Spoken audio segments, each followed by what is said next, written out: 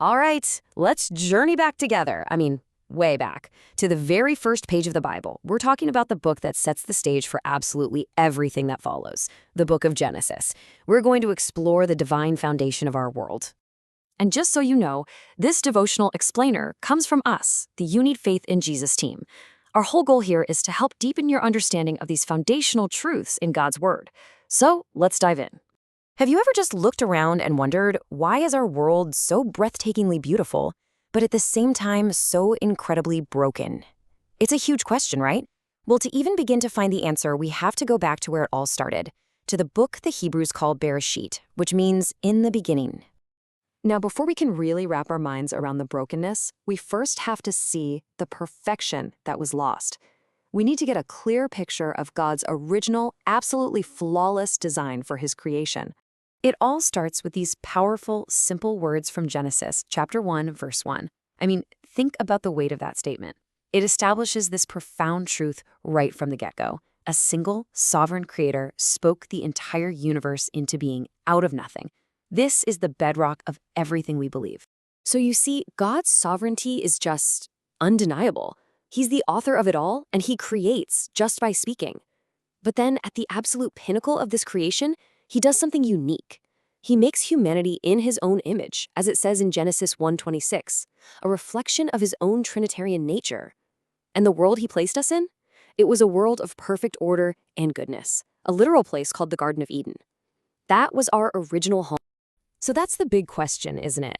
If everything started out so perfect, what on earth happened? The answer lies in a single event, a great rebellion that completely shattered God's perfect design. Let's uncover the true origin of our brokenness. And right here, this is the turning point for everything. You see God's clear, loving command on one side. It was there for our protection. But on the other side, you see this devastating act of disobedience.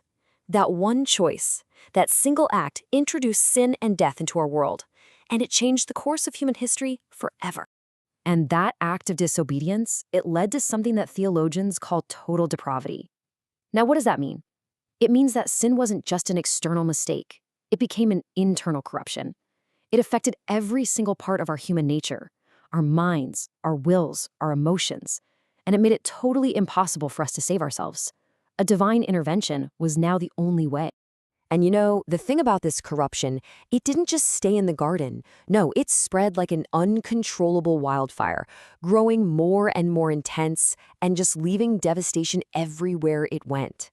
Let's take a look at how this all played out. You can actually trace this tragic downward spiral.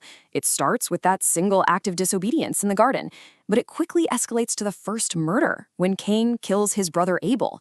From there, the whole world spirals into such wickedness that it leads to a global flood. And even after a judgment that severe, humanity gets right back to it, uniting in a full-scale rebellion against God at the Tower of Babel. But here is what's so incredible. Even in the middle of all this chaos and rebellion, you see God's response is always two-sided. There's divine judgment, for sure. As a holy God, he has to address sin.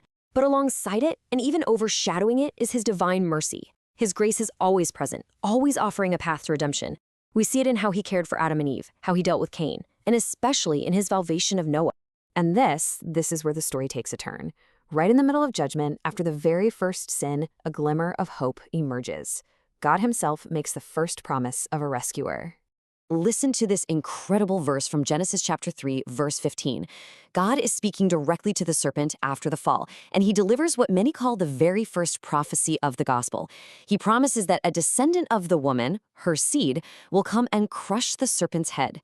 It was the first hint of the ultimate victory of Jesus Christ over Satan. So how does God roll out this grand rescue plan? He does it through a series of what the Bible calls covenants. Think of them as sacred, binding agreements. They are the framework God uses to build his relationship with humanity and bring his redemptive plan to pass. So the first big covenant we see after the fall is the one he makes with Noah in Genesis chapter 9. And the promise is huge. God pledges to never again destroy the world with a flood. This isn't just for Noah. It's a universal promise for all of humanity, and he seals it with a beautiful sign, the rainbow.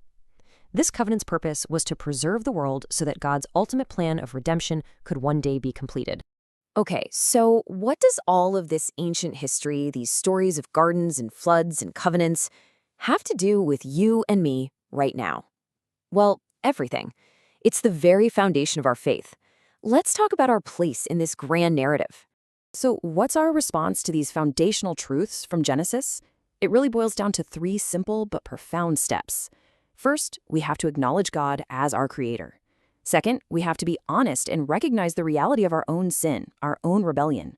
And finally, we're invited to receive the promised rescuer, Jesus Christ, who is our only hope for salvation, our only ark of safety.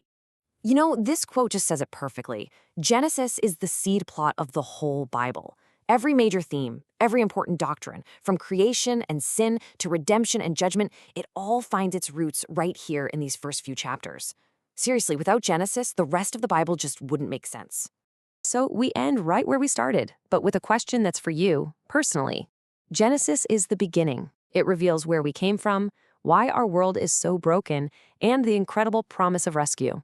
And now the question is simply this: how will you respond to its truth today?